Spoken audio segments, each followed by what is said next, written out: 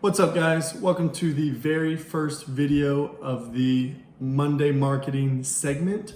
So this is a segment that is going up on my YouTube channel, Perpetual Motion, that every single Monday I'm going to release a video talking about some kind of marketing strategy, marketing tactic, some information, just to kind of keep people in the loop. You know, small businesses, big businesses, doesn't matter. These are trends, these are topics that are happening in the marketing world. So my name is Brandon Ball. I own and operate Perpetual Motion, as well as I am a part owner of Extend Marketing Partners. So today we're gonna go through, I'll get right in it, we're gonna talk about Digital Darwinism. So if you guys recall, back in middle school, high school, however long ago that was, we learned about Charles Darwin, who was this, he was this guy who at the time, when you learn about him, it's just some guy from history that had a beard and wrote a book, but now we dive more into it in this digital world. We're bringing those theories back of natural selection and of, survival of the fittest, because those not only played a part then, but they're really playing a part now in a business aspect, especially from a digital aspect. So take companies like Sears or Blockbuster, who failed to make that digital push. They were brick and mortar stores that said, we don't need to have an online presence because we are giants where we are. We don't need to innovate or adapt because the market's changing. Our market isn't changing, so they thought, and now they're gone. Blockbuster in 2000 was this massive chain, and by 2014 they'd filed for bankruptcy, and now you can't go there and rent anything or buy anything from Blockbusters anymore like you used to, because now we have Netflix and Hulu and this and that, and we stream everything now, because that's the way the market went. And actually, funny enough, I'll link it down below. I wrote an article about Digital Darwinism that I'll link, and I also was reading up on some of this, and specifically about Blockbuster and Netflix. And Netflix actually tried to sell to Blockbuster, and Blockbuster laughed at the owners of Netflix and said, this will never take off, we're not interested in buying. And of course now it's this, hundred of billions dollar industry, or this company that obviously Blockbuster is now kicking themselves in the butt saying, man, I really wish I would have bought into that. So, but that's a neat little read. I'll link that down in the comment section as well. But anyway, so from a business standpoint, you may be asking, like, what can I do? I have a very limited budget. What can I do to avoid this digital Darwinism? So my company doesn't go extinct, so I don't have to file for bankruptcy or close the doors. And my number one suggestion would be Google My Business. So obviously Google is, a household name. We don't say, go search that or go Yelp that or Bing that anymore. You know what I mean? It's always go Google that. So Google is this giant, and if you're not taking advantage of it, first of all, you're missing the boat there in general. But Google My Business is the very specific page. It's your page. If you're a business owner, you own that page or have the right to own that page. Problem is, most business owners don't do it. So if let's say you're searching for restaurants or insurance in your area, and you type in insurance near me or food near me or whatever the case is, garage door near me, I don't care, whatever. If you're searching for those terms, those pages that pop up, whether you're on a desktop or mobile, doesn't matter, those are your Google My Business pages, or known as your knowledge panels.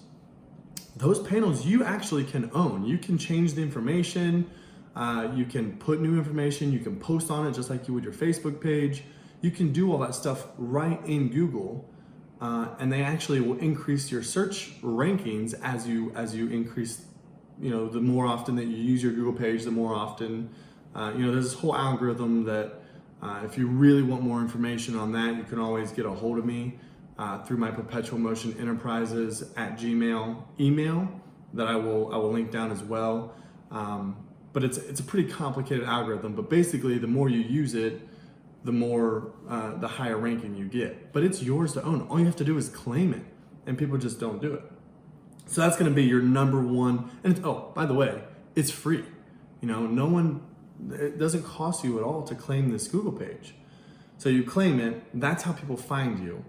And then you build your website, because from there, people are going to your website to learn more about you.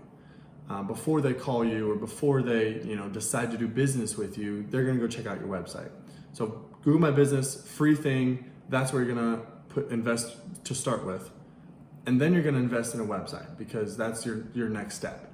And from there, once you have a good website, now you're going to build your social media, because that's where you build relationships with your customers. So you find them, they learn more about you, they decide to purchase or buy with you, and then you keep them. So that's social media. That's how you build relationships. That's how you keep engaged. That way, next time someone needs something, you're still front of mind because they built that relationship with you. Or next time they have a friend that says, hey, who do you use for your real estate agent? Or, hey, who is a realtor that you sold your house through? Well, now those people are still thinking about you because they follow you on social media, and they're gonna say, oh, I did it with so-and-so. Well, that friend that they just told, you know what they're gonna do? They're gonna go and Google you, which is where Google comes in again. And it's just this giant circle of Google, website, social media, Google, website, social media. It just repeats itself over and over. So if you can focus on those three things, I mean, there are other things out there, Google Ads or geofencing or this or that or the other.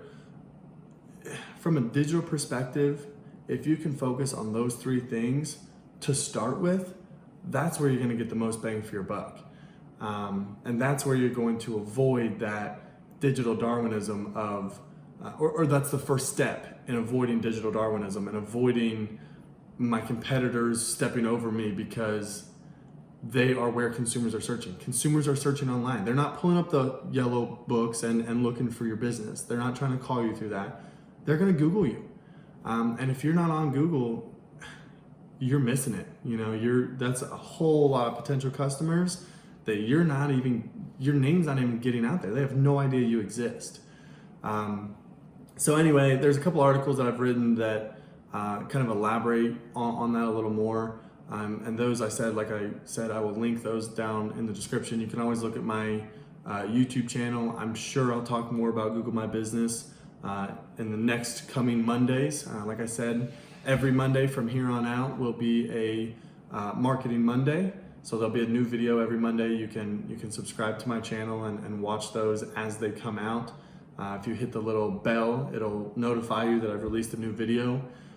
So that's always a great thing to do. And it helps my channel grow, so I would appreciate that as well. And then if you're watching this on Facebook, you can always follow my Perpetual Motion Facebook page where this was posted and grow from there. Always can ask questions in there. You can ask questions on my YouTube. Or like I said, you can email me at perpetualmotionenterprises@gmail.com. So I appreciate you guys watching, and until next Monday, I will see you later.